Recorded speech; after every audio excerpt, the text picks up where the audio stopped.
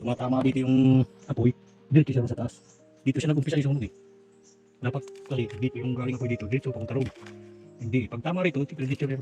Kaya nandito lahat ng init. Kasi, yan o.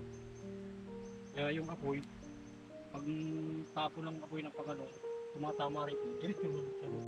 May kanto na po pala ito dito. Yung lupa, dapat kasi pag ganito eh, diretso rin. May kanto na eh. Yan o.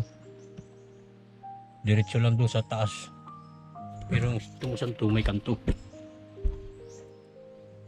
Meron niyang kanto. Buwasan na kasi ng lupa dito eh.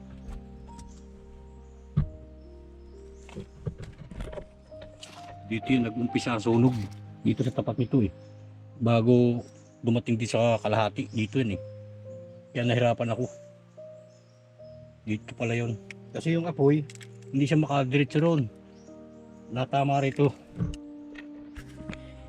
Tumatama dito yung apoy.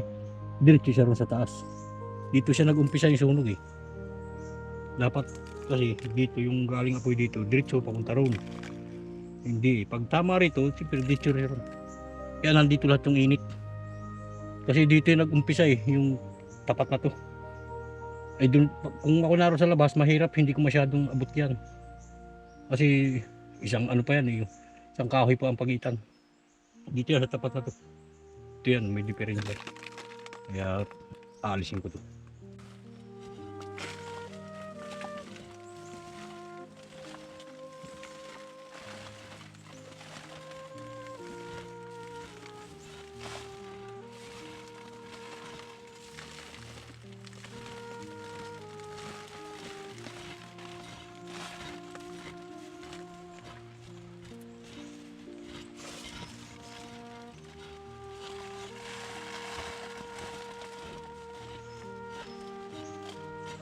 Ano, kakalayan ko dito ng lalagyan ko ng bato. Bakay ng anay. Bakay po ng anay.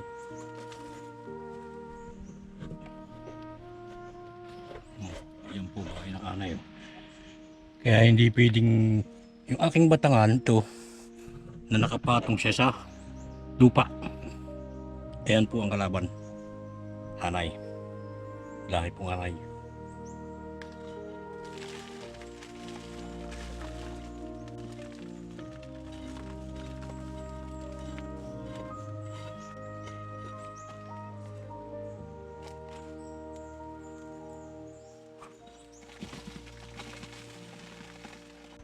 Yan o. Kaya yung apoy, pag tapo ng apoy ng pagano, tumatama rito, diretso lang siya doon. Doon, sa taas agad. Kung nag-umpisa yung sunog eh, sa tapat na yun. Nandito po pala yung pala ko, kasama ang sunog. Pero ito yung ano, malambot. Malipis lang to eh.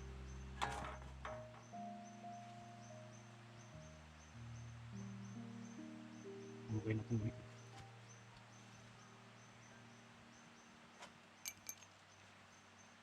Ay nako, mataas na.